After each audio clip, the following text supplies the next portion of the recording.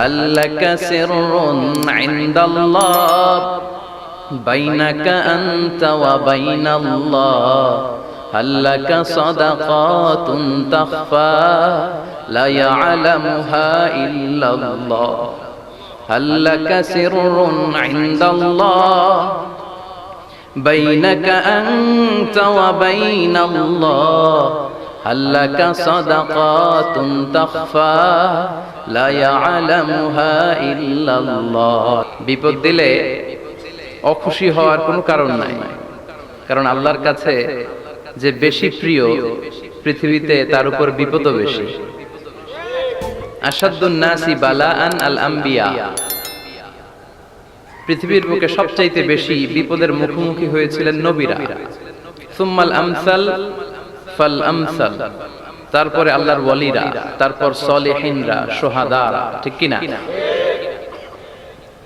ব্যক্তি যত আল্লাহর কাছে প্রিয় তার উপর পরীক্ষা তত বেশি।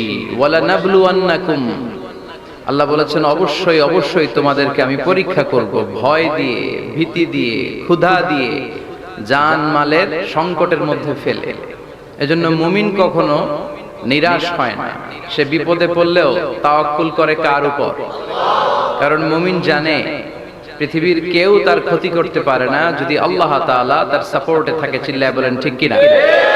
কেউ যেটা পারে না সেটা পারে কে? কেউ যেটা দেয় না সেটা দেয় কে?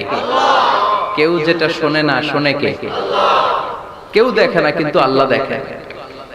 আপনি পুলিশের চোখ ফাঁকি দিতে পারবেন, র্যাবের চোখ ফাঁকি দিতে পারবেন, পরীক্ষার হলে ম্যাজিস্ট্রেটের চোখ ফাঁকি দিতে পারবেন, আল্লাহর চোখ ফাঁকি দিতে পারবেন? এজন্য আমরা সব সময় ভরসা রাখবো একজনের উপর। চিল্লায় বলেন তিনি কে? হজ মানুষ করবে শুধুমাত্র একজনের জন্য, তিনি কে? আর বিশেষ করে হজের ক্ষেত্রে আল্লাহ বলেছেন তোমার হজটা উমরাটা যেন হয় আল্লাহর জন্য। আতিমুল হাজ্জা ওয়াল উমরাতা লিল্লাহ। লিল্লাহ আল্লাহ এমনি বলে নাই, কারণ তোমরা আলহাজ লাগাবা, তোমরা আলহাজ লাগাবা। হাজী সাহেব নামের আগে আলহাজ লাগায় নাই, রেগে যায়, আছে না নাই? আপনার হজ শেষ, আপনার উমরা শেষ, আপনার সব শেষ, ঠিক কি না? মানুষ বলতে পারে কিন্তু আপনি কখনো লাগাবেন না, লাগাতে চাইবেন না, আর এটা লাগানো ঠিক না। পৃথিবীর কোথাও এরকম আলহাজ লাগানো হয় না।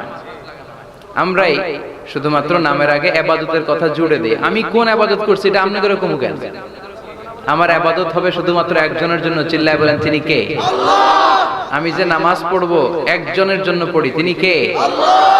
আপনি আল্লাহ ছাড়া অন্য কারো সন্তুষ্টির জন্য যদি কোনো ইবাদত করেন সেটা কবুল হবে? চিল্লায় বলেন। এটাকে বলে ইখলাস। এটা খুব জরুরি। এই ইখলাসের নামে আল্লাহ কোরআনে একটা সূরাই দিয়েছেন। ইখলাসের নামে কোরআনে একটা সূরা দিয়েছেন। আপনি ইবাদত করবেন আল্লাহর জন্য, আর গোপন ইবাদত, গোপন সাদাকা, গোপন দান আল্লাহর রাগকে কমিয়ে দেয়। হাল্লাকা সিররুন ইনদাল্লাহ বাইনাকা আনতা ওয়া বাইনাল্লাহ হাল্লাকা সাদাকাতুন তাখফা লা ইয়ালামুহা ইল্লাল্লাহ হাল্লাকা সিররুন ইনদাল্লাহ বাইনাকা আনতা ওয়া বাইনাল্লাহ হাল্লাকা সাদাকাতুন তাখফা লা ইয়ালামুহা ইল্লাল্লাহ। ঠিক কি না? তোমার কি এমন কোন ইবাদত আছে যেটা আল্লাহ ছাড়া কেউ জানে না? তোমার কি এমন কোন গোপন দান আছে যেটা আল্লাহ ছাড়া কেউ দেখেনি?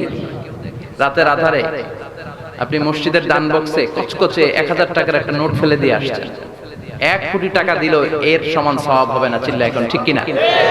মানুষের সামনে আপনি বাহবা পাওয়ার জন্য লাখ লাখ টাকা দিয়েছেন, আল্লাহর কাছে এটার কোনো দাম নাই।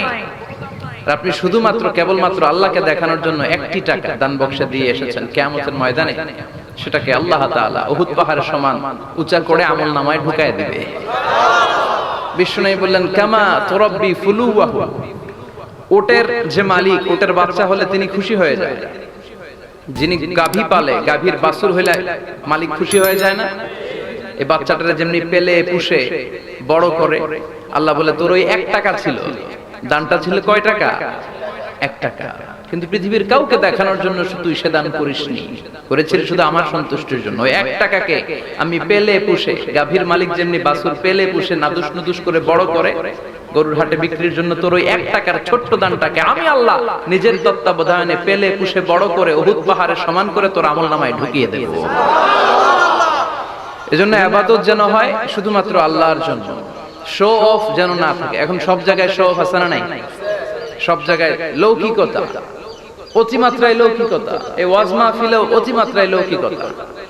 মানুষ আসবে, কিছু শুনবে, ইখলাসের নিয়তে জীবনটাকে সুন্দর করবে, তার জান্নাতটাকে চমৎকার বানাবে, এই নিয়ত নাই।